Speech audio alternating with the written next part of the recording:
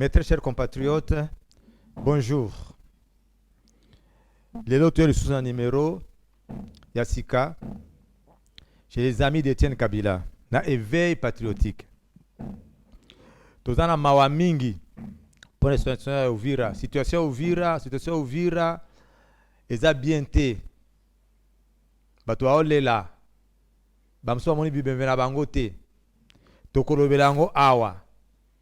Koma gasita longo na Uvira, aema la mongo na Kinshasa, azongi. Il fallait que bato ba kufa pour gasita zonga na Kinshasa. Tokolobelango awa. Mais avant cela, je peux savoir information en bref. La SNEL, bato ba la manifestation, la SNEL, otoben ango mingi et SNEL. La SNEL balingi va privatiser ango. Ba travers la SNEL bazo sa la manifestation chaque jour. Balingi va privatiser ango te. Parce que privatisation dans nos pays d'Afrique est belé et simbaté. Tokolobelango avec forte détail. Na deuxième numéro à l'élo. Na éveil patriotique. Il y a les amis d'Étienne Kabila. Lubero. Tolobela Kiango la fois dernière. Batuba Koufi Lisusu. Batuba Kimi Lubero. Bamso Zoloba 300 morts. Bamso 850 morts. Et Bani Koutouté. Moutako vérifier Ango Azate. Batu Nyon Solo Kima. Moutako défendre la population Ana Azate. ADF Nalu Azo Beta Ndenge Alingi. Batuba Koufi Lisusu na Beni. Nani Azo défendre la population Azate. Bato azo kufa le roi Bambinzo na stade des martyrs RDC Topoli contre Sénégal, dégâts matériels, dégâts terribles.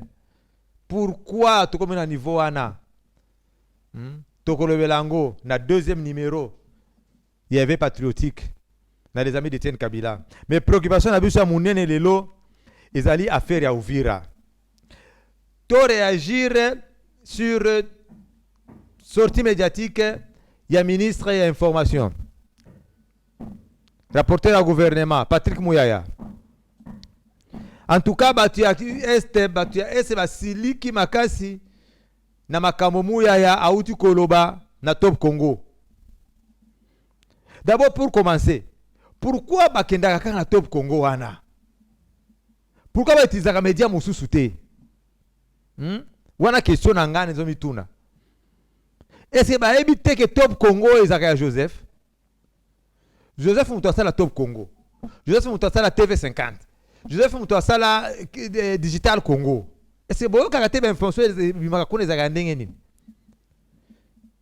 Le président de l'MLC, Jean-Pierre Bemba Gombo, à l'écran à Top Congo, a expliqué noir sur blanc que Hippolyte Kanambe Joseph n'est pas congolais.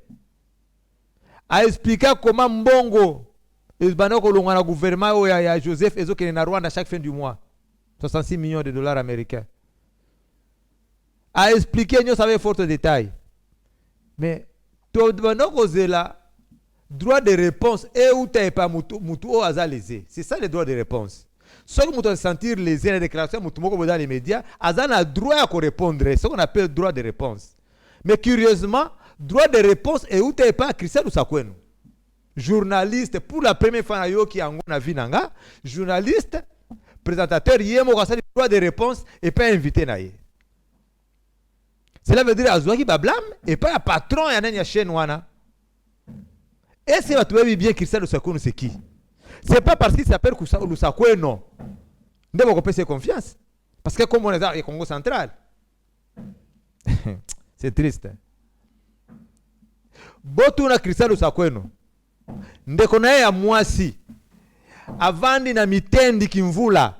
Na quartier babengi yango Derby. Azan ndekona ndenge nini? Une femme rwandaise. Ye azam ta Congo central. Ndeko na ya mwasi avandi na mitendi kimvula. Elle s'est dit muavu parce que et comme rythme na Congo, tu es rwandais, Soko côté ulingo comme congolais, olobi naza mushi ou bien naza muavu. Et je vous dis, cette femme-là, qui est tous rwandaise, elle s'est dit muavu. Baavu balongwa na Rwanda, bakese sale na Bukavu. Nde ba pesa komwa na Bukavu. Baavu do balongwa na place na bavale kuna pesa bazaki na Rwanda, bake place akokauka. C'est qui a donné naissance au nom de Bukavu. Donc place akokauka. Je ne vous dis pas que tous les Baavu sont des Rwandais. Les migrations à peuple et à Kala. C'est tout à fait normal. Comme disait avant 1960, ça va congolais. Mais batu balongwa malamoko na Rwanda koti malamoko na zamuavu. Akota bimi na Rwanda koti na Kongo malamoko na mushi. Nde kwa ya mwasi ya Kristo Lusakwenu. Lusakwenu mutu ya Kongo Central. Gudura Kasongo. Ndeko ya mwasi wana mama wana. Aza mutu ya Manyema. Mendeko na bango muavu. Tuna bango. Tala bango bien. Tala Lusakwenu bien. Au moins l'ongina bien. Mais bozo kende kona ba chaîne pourquoi na comprendre te? Na chaîne wana na zoyo ka Christian Lusakwenu na pati ya bazo est mort et 7 blessés. Ah! Bandeko. Comment vous marchez sur la mémoire ya bato bakufi? Comment vous sakana na bato bakufi? Il y a eu mort d'homme. Attention balobi mutu moko, il y a eu mort d'homme. Bibembe tomona yango. Plus de 10 morts. Bino bozolo ba il y a eu un mort. Comment vous sakana tu bongo? Hein? Mais ça ils ont sakana via bato. Tawo mususu. Yo monsieur Patrick Muyaya. Na Kristo Lusakwenu ndeko na bino ata moko te atikala kokufa kuna na est. C'est pourquoi bozo sakana na bato. Bato bazana kanda bakufeli bato innocemment comme ça bato akufa boye. C'est l'irréparable. Bino komo koloba na kozwa monsieur Patrick Muyaya au mot et au sens. J'avais beaucoup d'estime na monsieur Patrick Muyaya, mais na longo l'estime. Patrick Moya Konga Lobiboye. Il y a eu la forme de cristallisation et de manipulation. Tentative de récupération. Qui veut récupérer quoi? Hein? Bato ba kufi to lo bate. Biso to récupérer nini? Ba récupérer ka eloko yo zaki nango ndio récupérer. Ou bien profiter na occasion moko boye ozo eloko moko boye ezama ka ba opposante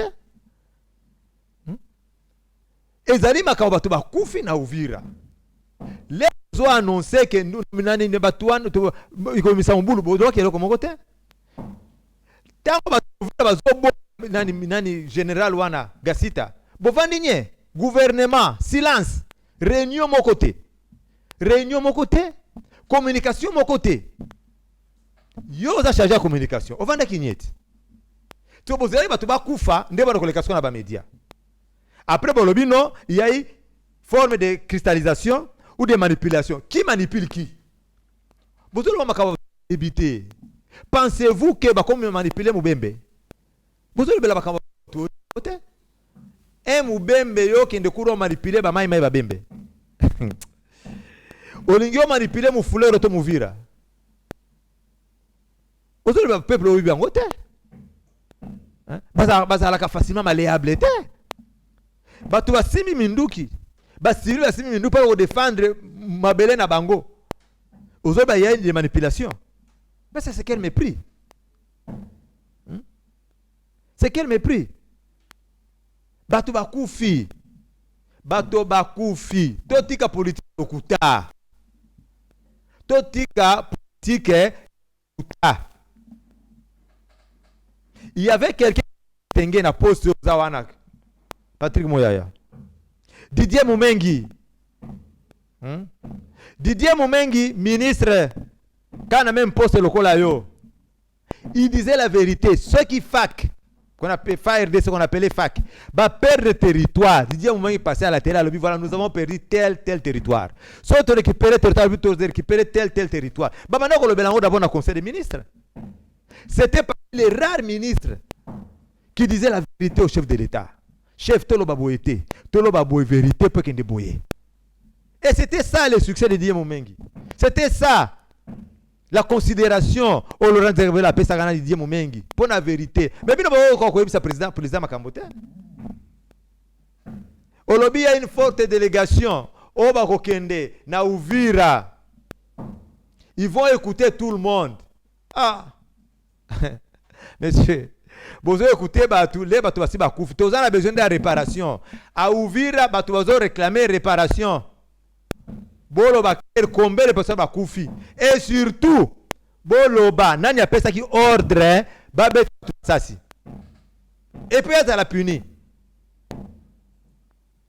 Ezama kamba ko koyoka batute. Ezama kamba koyoka te. Wana nde manipulation. Wana nde manipulation.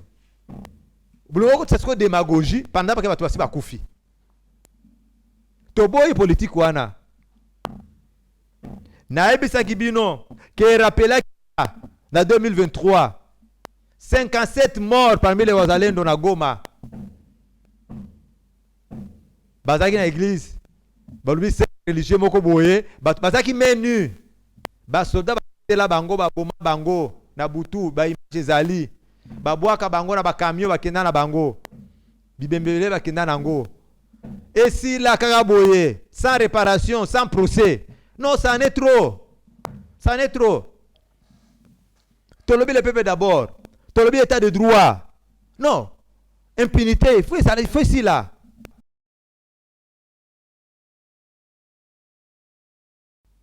Batu bakufi na Uvira. Batu bakufi. Batu baleli bibeme na bango baleli bande na bango bakei na bana mike bakufi. Ba blessé combien? Moi ko tanga ngo tuezate. Toboy politique wana. Na loba toujours na na prison l'année passée. Quelqu'un m'a dit na Etienne passage dans la prison ils na tina. Ils allaient pour palper réalité. Il y a situation à prison parce que yo okoloba ngona média. Je ne parlais pas de ça. Na bana ko sala rapport et pas bakonzi. Pour pas trouver solution. So le bakangi na mutamba. Si ça prison tika les kabongo ils changer té. Hein? Batoza plein na prison. Batoza kufa continuer ko kufa. Bolobi tentative d'évasion. Ti lelo etika lika bongo enquête salemate. L'état a sala enquête té. Et souki tentative d'évasion dans la nuit du 1er au 2 septembre 2024. Et ça tentative d'évasion té. Et ça qui évasion. Dans la vérité quoi. Ngana lobby il y a eu près de 2000 morts.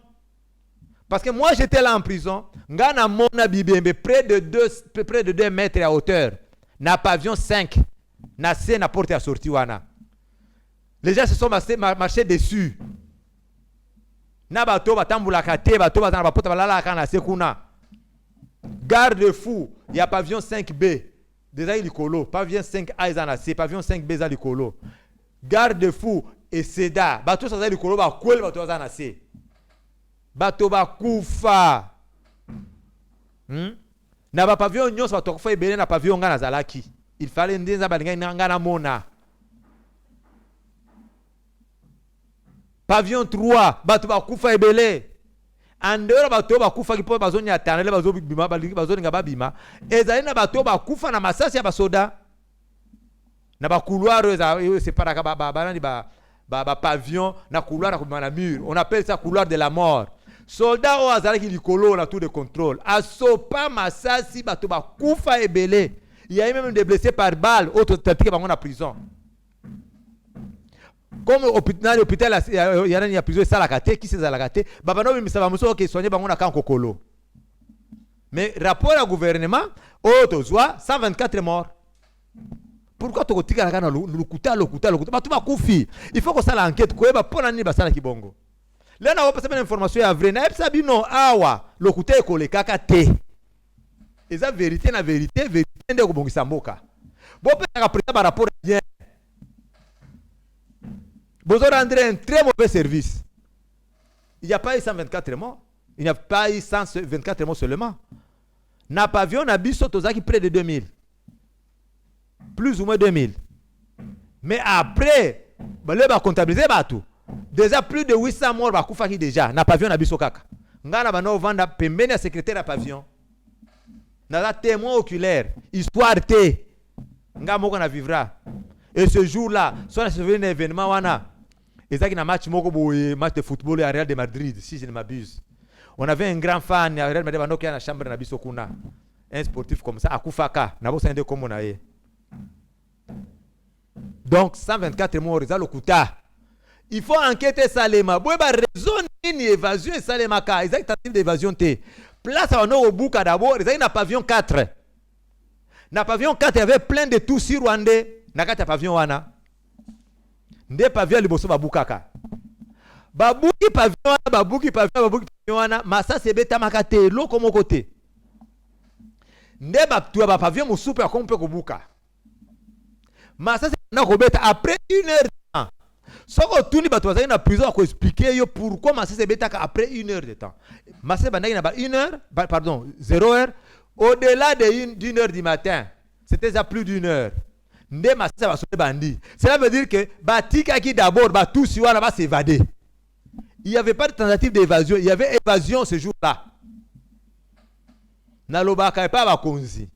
Ba zota le côté, yango na lobi na média lelo. Nde vérité yango wana ya prison centrale de Makala, j'étais là présent. Il y a eu évasion ba tout si ba bimaka mokolo yango. Nani a sala enquête? Mutu moko te. Mais ba Congolais ba kufaki. Ba tous bazali na ba prison na ba kimaka na pavillon 4. Ba bimaka. Nani a sala enquête? Mais bon ça l'enquête, ouais, c'est vérité.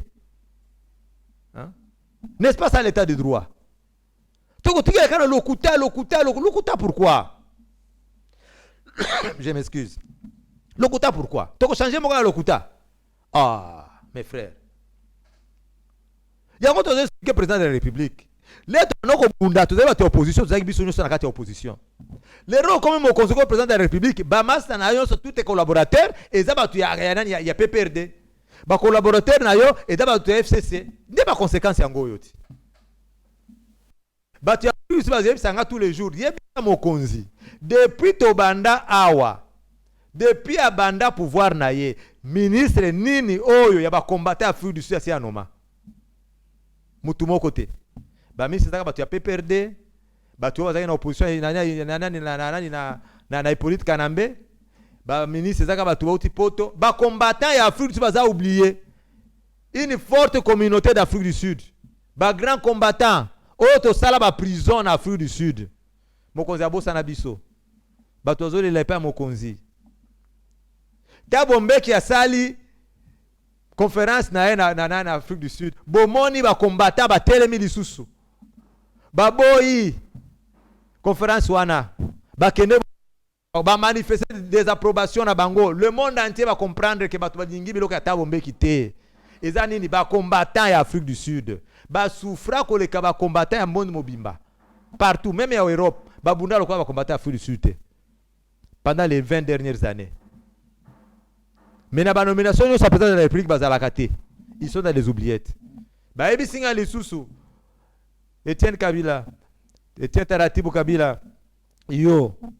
Rappelez les sous-présidents dans les amis d'Etienne Kabila. Tu vas comprendre que dans l'Afrique du Sud, tu vas zoler la caca. Dans les représentants dans le gouvernement.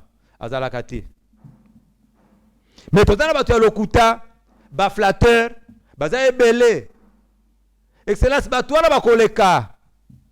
Bakoleka bakozalaka na kati ya pouvoir na bango. Mais président de la République qui a koleka. Après président de la République, Félix Sekedi a accusation de fonction au sous-souté. Akozalaka sénateur à vie. Mais bango bazaba ministre. L'homme va comment gouverner la ville de Kinshasa. L'homme va pas député. Bako continuer à vivre ne mode na bango ya ko vivre kaka. Gouvernement suspect bakozalaka kaka kuna. Bako changer coalition. Patrick Mouyaya. Vraiment, n'a regretté trop. N'a regretté ma kasi. Ngai. N'a regretté. Batu qui va regretter non ma kasi na sortie médiatique na yo. Patrick Moya alobi boye. Bola nanga bien. Alobi Gasita a prouvé qu'il avait les compétences pour faire ce travail. C'est pourquoi président Noma qui na poste wana. Ah, mais c'est Patrick Moya. Mais quand tu n'as rien à dire, il faut te taire. Vandanier. C'est mieux de se taire. Hein? Ce que le cas où expliquer la population, la compétence mini pour le président a nommé na poste wana. Ngana koyebisa yo Gasita bana musala nena afdel. Ba combattre Mobutu. Après yé moko basala akenda kuzonga na Rwanda epa na bango.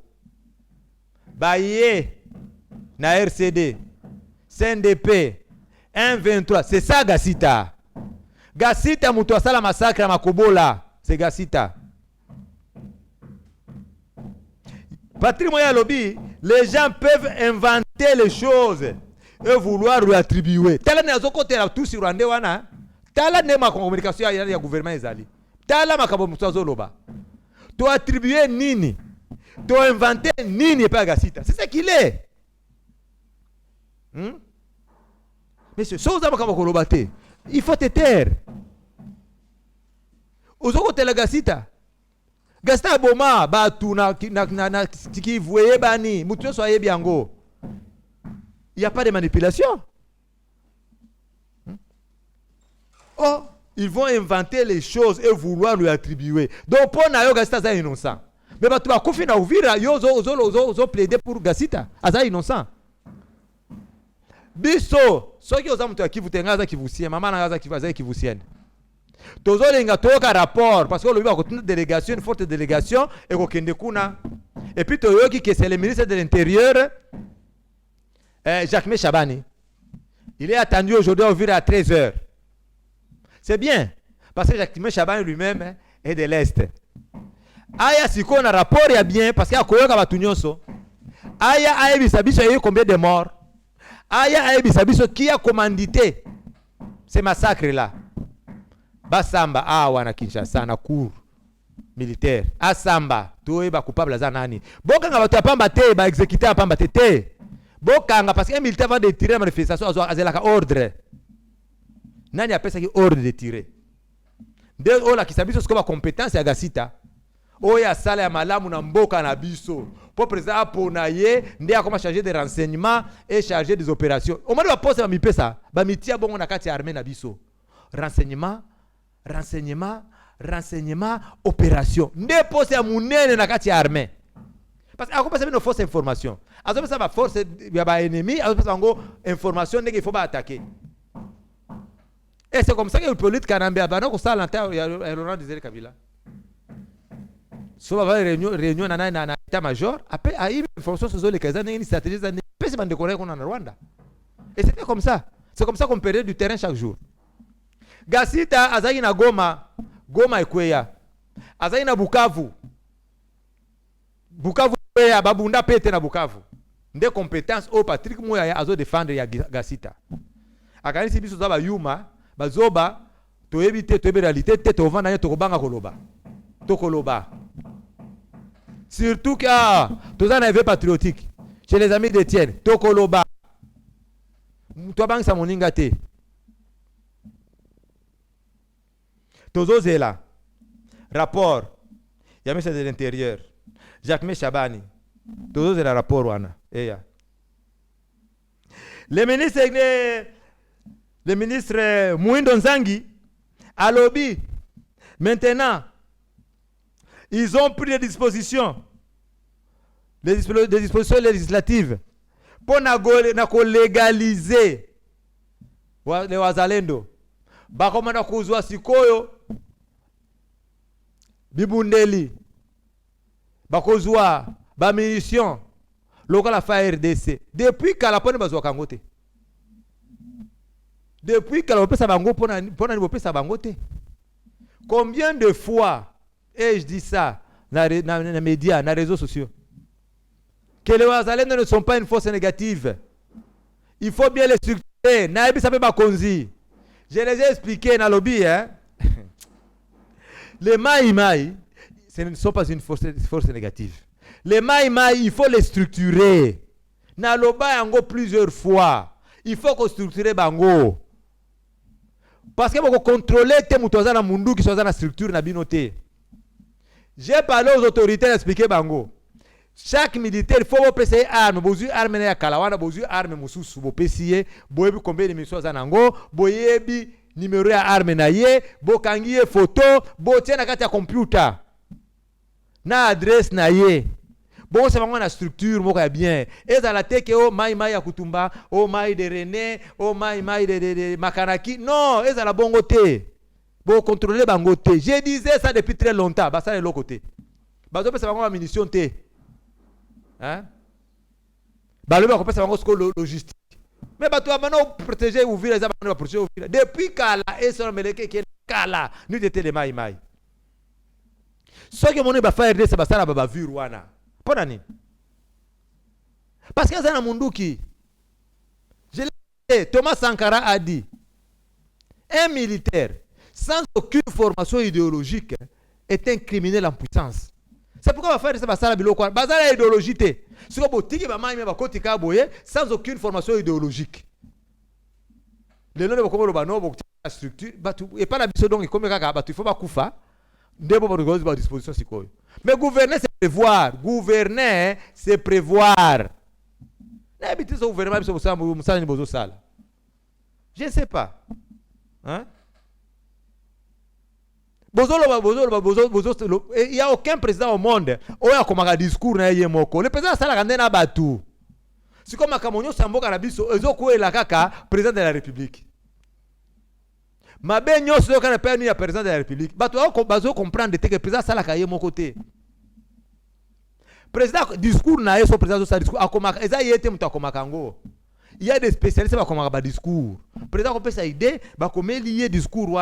Même le président français, le président américain, ils ont gagné bongo. Le président Zelensky a ça message à la nation chaque jour. Comment ça va en situation de guerre? Ce n'est pas lui qui écrit ce discours. Là, il y a un spécialiste en communication. Il faut parler comme ça, il faut le babouiller pour que les comprendre bouiller. C'est ça. Mais pas nabiso do bozo tika président ça la union soit lingi na comprendre le tenir ça va déclaration président je ne sais pas. C'est pourquoi je dis pratiquement quand tu n'as rien à dire tais-toi. Je m'excuse encore. Je me souviens d'un discours à président à Londres devant les membres de l'UDPS. Président Lobaga non les Banyamulenge. Président Lobaga qui discours mo qui trop applaudi. Mais l'air a prononcé kaka discours que les Banyamulenge baza bande iso. Eza esili batu baboya yango. Il faut que la communication n'ingio salango. Est-ce que batu bakondima ngo et ko yandenge nini comment il faut parler, comment il faut masquer le langage des politiques za kabongo. Comment il faut ko bongisa yango. Ce qui est aussi mbaté, on s'était. Mais bilo ozotika président zo kende a ote a nommer mutu. Avant nommer mutu, c'est pas lui qui propose les gens. Et ça a proposé qui président de la République bâti à Gassi ta place. Qui celui-là, qui est celui-là, le président va nommer Gassi ta place. Mais moi à la place du président de la République, na linga na longola bangonyos. So état-major, on a proposé qui président de la République fa longola. Parce que Gassi ta azana image ya bien na est de la République ba côté place wana té. Le président de la République c'est la personne supposée la mieux informée de la République. Donc, c'est la sécurité, on peut rapporter. Ils sont informés bien. Pour nommer Gassi Tawana. L'élo est nyonso. Peut-être que moi, Étienne, j'exagère. Hein? Bon, peut-être que j'exagère. Mais est comment qu'on boude président Félix Tshisekedi l'élo? Bah, tu vois comment on va complice à Kagame. Pour na mort. Pour na makamba Gassita. Hein? Bah, tu vas défendu. Goma ekwe akabo na pété. Oh, président Lobaka Goma Ekokwe te. Goma eza na bibundi de combien? Goma Ekokwe na pété. Bukavu n'en parlons même pas. Hein? Ni tete le maï mais l'ouvrir qui n'a pas kala. Oh, eza intoxication. Ce que vous voulez c'est fini. Mais ce que vous voulez c'est la porte du Tanganyika. Hein? Donc vous autres président zo nommé mutu. Oh, esengeli tiba nommé place wana. Yangona Lobaki que le président s'est fait très mal entouré. Le président doit balayer sa cour. Soto Souki Boye. Et Keye Boye. Quel bilan pour le chef de l'État? Oh, ce que vous verrez quoi, ouvrir les grave. Ce que vous verrez quoi, c'est pire. Parce que vous verrez quoi, mbala moko Burundi a kangi frontière na ye. Mbala moko Burundi a comme peut en danger. Burundi a kangi frontière na Rwanda. Ce que ka entrer ya Uvira. Ça va kangi Uvira. Donc Burundi sentir en insécurité. Burundi a ko aider ce sunengeni. Etika le parti mususu o eza mai. Ndeko tika na contact na Burundi. Oh, c'est pas facile, bah, tu le Burundi qui était calé, après va renforcer la physique. Ce sera plus facile. Donc, Uvira est une place très stratégique. Il faut être à la Gabongo. C'est déplorable. C'est déplorable. Bande konangai, yo salanga pasi mingi. Mengai nakotika te. Nakotika te koloba vérité. Ba tous ba kotakata mutu nyonso za bilanga ya mutu nyonso Congo. Hein? Ngai nazali na prison en Afrique du Sud. Il y avait quelqu'un qu'on appelait Henri Yoka. Henri Yoka azaki fournisseur à armes na Nigeria. Par hasard to kutana na prison. To va na pavillon moko. Na ba Congolais bando le kakuna et tous les prisonniers bando le kasoki za jour acheter biloko ya okina na ba shop. Donc ba boutique za kakuna na prison kuna pour que soma biloko kuna. Abano ke na 2 dustbin. Ba poubelle minene wana atie propre azozo wa biloko azoka bela batu nyonso. Menga place na zalaki na bana okipe penza te. Yende ba ko expliquer que omoni mutu wana za kuna na chambre kuna. Nde Etienne Kabila wana. Nde ko contacter nga tiklenga numéro wana aleki. Abenga na butu. Akoma ko expliquer nga non mon cher, lobe nazoke na shop na sombelo nini. Même c'était promesse d'être sombela ka ocho lingi. Ayelanga plein de provisions, bobo ta conserve. Ba miliki ebele. Nde azo expliquer nga non. Etienne ngai na bana ko fournir banani ba tenue militaire na M23. Azo tangelanga ba beni wana nyonso akoma kuna te ayebi yango. A expliquer nga na solo la kina kunda batware. Na secrétaire na ye Judith. Baebi singa, baebi yo bien, mais yo linga ba tout cité. Mais politique mon fait za bongo te. Politique faut sala na bango, o ko changer position no plus tard. Nous allons gagner to ko mongo ebele. Ngarbi te, ngara za premier ba tout cité. Ba tout ça problème na Congo, RDC. Ce sont nos voisins envieux. Des mabé na bango, bazo boma, sont des criminels. Bazo boma, bazo violer chez nous. Ces messieurs m'avaient expliqué beaucoup de choses. Ces messieurs m'ont mis en contact avec Judith. Jour où on avait na Boutou, pas téléphoner Lili. Na Boutou, ce n'était pas permis, mais portable no kota kaka. Oh, abenga se présenter Sengai Judith na Ario comme ça numéro na yo. Alinga recruter nga. So vient na prison a besoin na yo. Non. Nga na ko bonisa nani République na ngate par l'entremise du Rwanda jamais. Asuki wana te. Le na bima la prison. Non, c'était avant na kota prison. Roger Lumbala, avec na furi sur soma bateni militaire. Il m'avait contacté. Et tiens, il faut kota na mouvement na biso. Na comprendre tena zo numéro na on a retard lelo lobi na zo kende Rwanda. Hein? Mais so na komi na Rwanda ko benga yo. A komi na Rwanda pe abenginga, Roger Lumbala. Asima mon cher lobi na kozana Bunaganda na ko benga yo. A komi pe na Bunaganda abenge bango na Sultan Makenga. Na expliquer bango te to tindelo mbongo ya koto na bisete mon cher. Na ko yakuna te. Na kokota bagero wana te.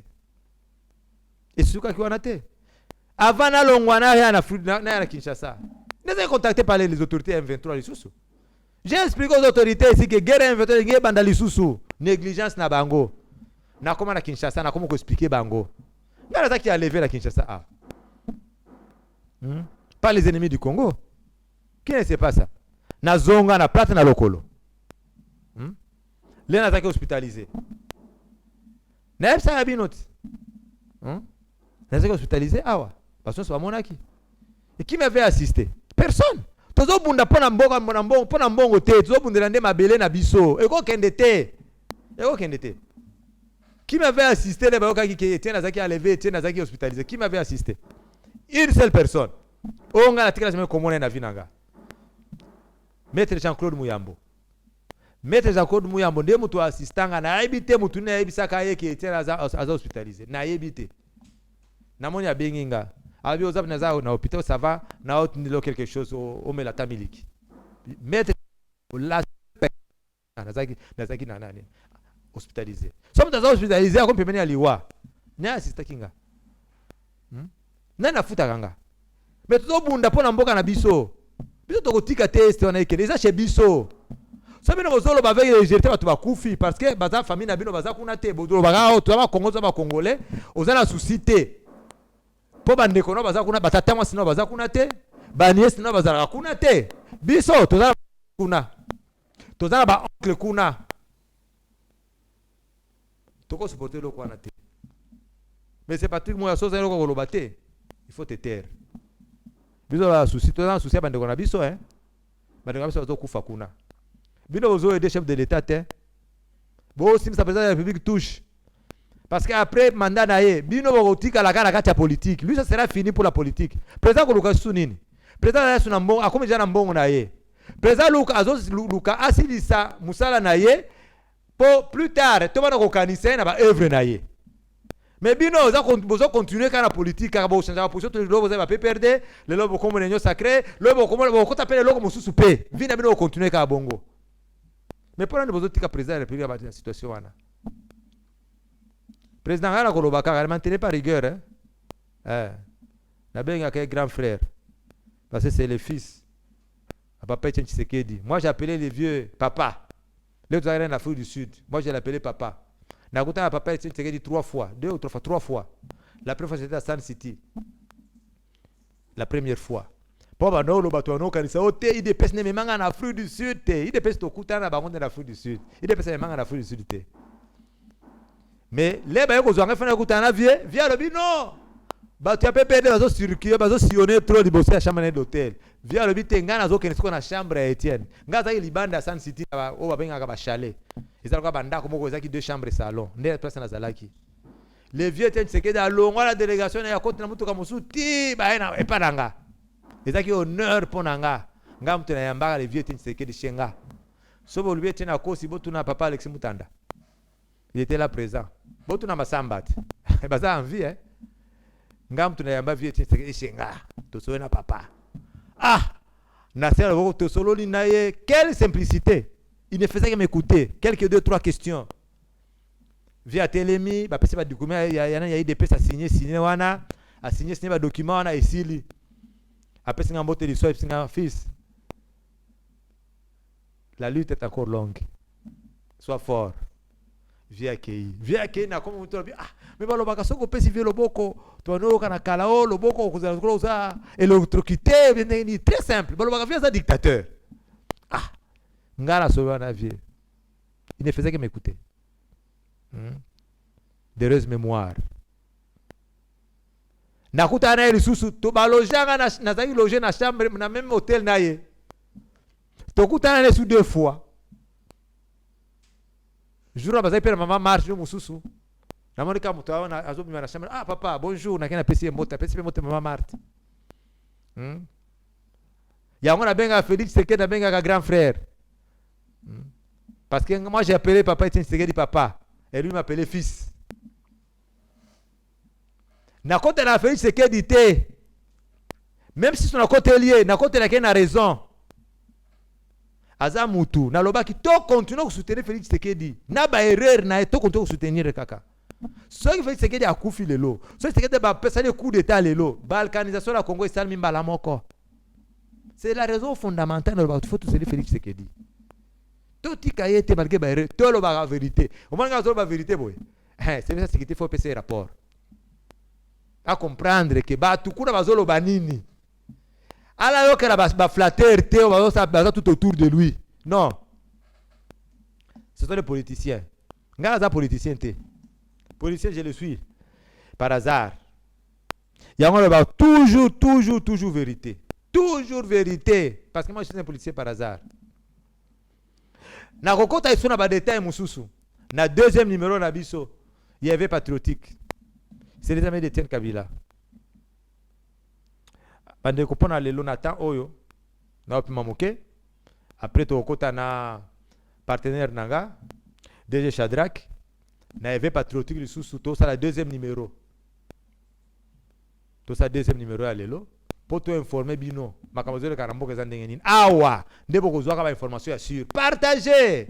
Bon partager lien. Bon partager lien chez les amis d'Etienne Kabila. Bon partager ango. Bon s'abonner massivement. Bon s'abonner massivement. Bon se master. Bon se bandeko. Les compatriotes qui awa ne place vérité zali. Démagogie ezate, népotisme ezate, clientélisme ezate, vérité na vérité. Bobo sanate bandeko nanga. Toza na pétition, toza na challenge awa, pétition ya Mutamba. Bo continuer ko signer la pétition. Tozo préparer ba document. Oyo, toko circuler dans mon avis de question. Toza na retard déjà. Toza na retard parce que jusque là ba membre les amis d'Etienne Kabila, nous avons une contribution à Bangote. Nous avons tous les t-shirts. Il faut te préparer les jeunes, entre 150 et 200 personnes. Il faut pas la pétition à Kinshasa. Il faut pas signer pétition à. Mais ces jeunes-là, vous avez besoin de maïs. Vous avez besoin de moyens de transport. Il faut multiplier plus de 2 millions. Il y a là si chacun de nous pouvait seulement contribuer avec $10. Batunyo ça va promettre qu'il soit $1000, 500, 100 jusqu'à présent. Aucun rond. Ce que tu as dit, Mutamba bimandi akumandeni.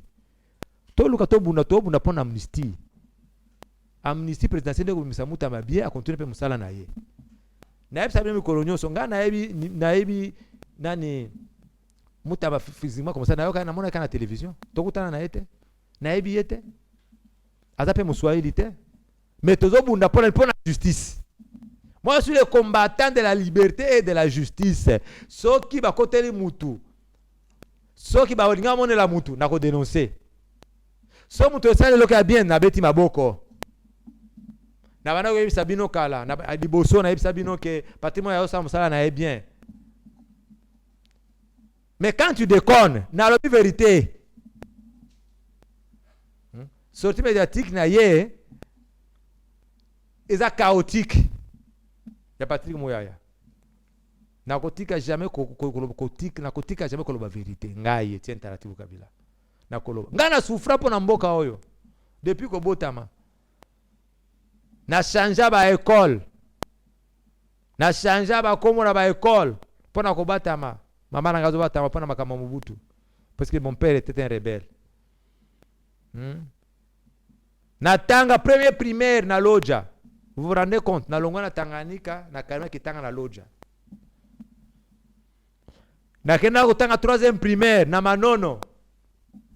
Na école primaire, Mbutu ile Yabana, Sainte-Thérèse. Baoba Manono baebi. Na kena kutanga na internat, na Moba. Na yako sili sa primaire na Kalemi. Nyonso to souffra biso. To souffra. Pona kombo wana kaka ya Kabila wana.